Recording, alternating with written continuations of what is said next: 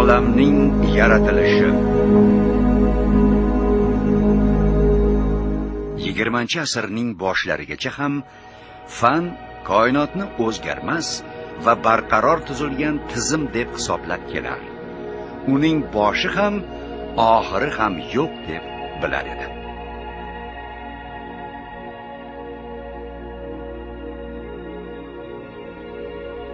Bunday qarash juda qadim davrlardan buyon hukm surib keldi.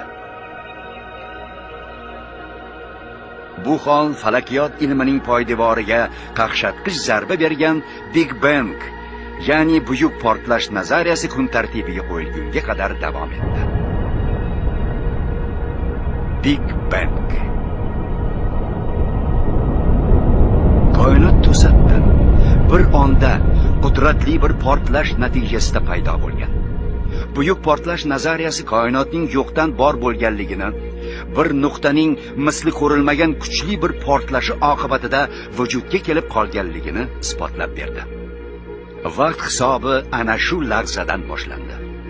Bu voqea taxminan 15 milliard yil muqaddam yuz berdi. Bu portlash yuz bergunga qadar fazoda materiya deb atash mumkin bo'lgan hech qanday substansiya mavjud bo'lmagan. Koinotni tashkil qiluvchi moddaning, energiyaning va vaqtning paydo bo'lishi bir lahzada shiddat bilan yuz bergan.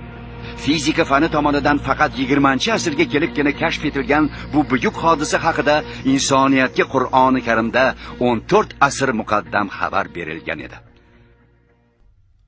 U zot osmonlar va yerni paydo qilguvchidir.